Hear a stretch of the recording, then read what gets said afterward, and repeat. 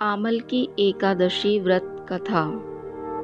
ब्रह्मांड पुराण के अनुसार मानधाता जी ने महर्षि वशिष्ठ जी से प्रार्थना की, हे ऋषिवर, मुझे ऐसा व्रत बतलाइए जिसके पालन से मुझे वास्तविक कल्याण की प्राप्ति हो। वशिष्ठ जी ने प्रसन्न होकर कहा, हे राजन, इस व्रत का नाम आमल की एकादशी व्रत है। यह व्रत बड़े से बड़े पापों का नाश करने वाला तथा 1000 गाय दान के पुण्य का फल देने वाला एवं मोक्षदायी है। हे राजन, ध्यान पूर्वक सुनो। पौराणिक कथा के अनुसार वैदिक नामक नगर में चंद्रवंशी राजा जयद्रथ अत्यंत विद्वान व धार्मिक थे। उस नगर में पापी, दुराचारी, नास्तिक कोई नहीं था। ना ही वहाँ कोई कंजूस और दरिद्र ही था।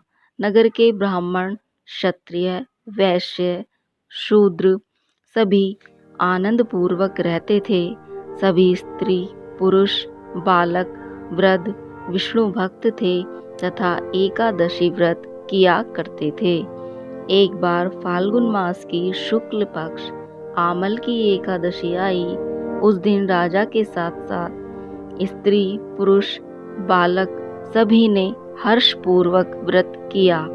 राजा ने प्रजा के साथ मंदिर में पूर्ण कुंभ स्थापित कर पूर्ण विधि विधान से धूप, दीप, नैवेद्य, पंचरत्न से आंवले का पूजन किया।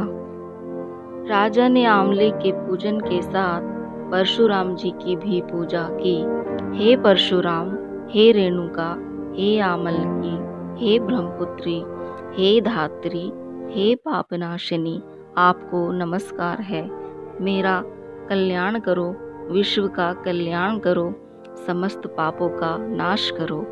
पूजन विधि के पश्चात रात्रि जागरण होने लगा। उस मंदिर में रात्रि के समय एक अत्यंत पापी, दुराचारी बहेलिया आया, जो अपने परिवार का पालन जीव हत्या से किया करता था। भूखा प्यासा वह बहेलिया मंदिर के एक कोने में बैठकर पूरी रात भगवान विष्णु व आमल की एकादशी कथा का महात्म्य सुनता रहा। प्रातःकाल बहेलिये ने अपने घर जाकर भोजन किया। कुछ समय पश्चात उसकी मृत्यु हो गई और उसने राजा विदुरथ के घर जन्म लिया। उसका नाम वसुरथ रखा गया। वसुरथ बहुत ही दानी, धार्मिक व विष्णु भक्त था। एक बार वह शिकार खेलने वन को गया और देव योग से मार्ग भूल गया। वह एक वृक्ष के नीचे रात्रि में सो गया। उसी समय वहां कुछ डाकू आए और मारो मारो शब्द कहते हुए राजा की ओर दौड़ने लगे। अनेक प्रकार के अस्त्र शस्त्र से राजा के ऊपर प्रहार करने लगे, परंतु उनके अस्त्र शस्त्र उल्टा ही उन्हीं डाकू पर प्रहार करने लगे, जिससे वे मूर्छित होकर गिर गए। उसी समय राजा के शरीर से एक दिव्य स्त्री उत्पन्न हुई। वह देखने में बहुत ही सुंदर थी, परंतु उसके नेत्रों से लाल लाल अग्नि निकल रही थी। उस स्त्री ने उन सबको मार गिराया। जब राजा सोकर उठा तो बोला, इन शत्रुओं को किसने मारा? उसी क्षण आकाशवाणी हुई, हे राजा, भगवान विष्णु के अतिरिक्त कौन तेरी सहायता कर सकता है? इस प्रकार राजा ने भगवान विष्णु का स्मरण कर और उन्हें प्रणाम किया और अपने राज्य में लौटकर सुखपूर्वक रहने लगा।